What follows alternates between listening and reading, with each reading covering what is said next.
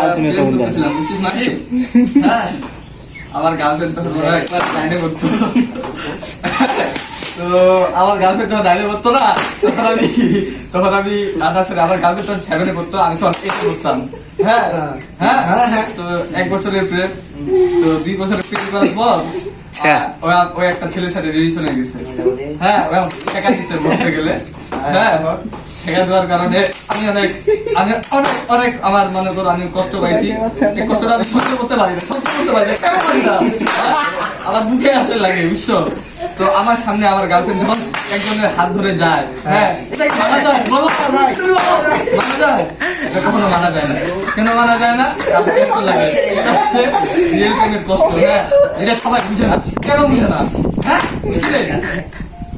হ্যাঁ কষ্ট সবারই আছে। হ্যাঁ তোমারও মন আছে, আমারও মন আছে, আছে কিনা? কি রে কথা কম আছে কিনা? হ্যাঁ আছে। যাই হোক, এখন আমার গার্লফ্রেন্ড আর কি অন্য একজনের সাথে প্রেম করে যখন আমার সামনে দিয়ে যায়, তখন আমার সহ্য হয় না, একদম সহ্য হয় না।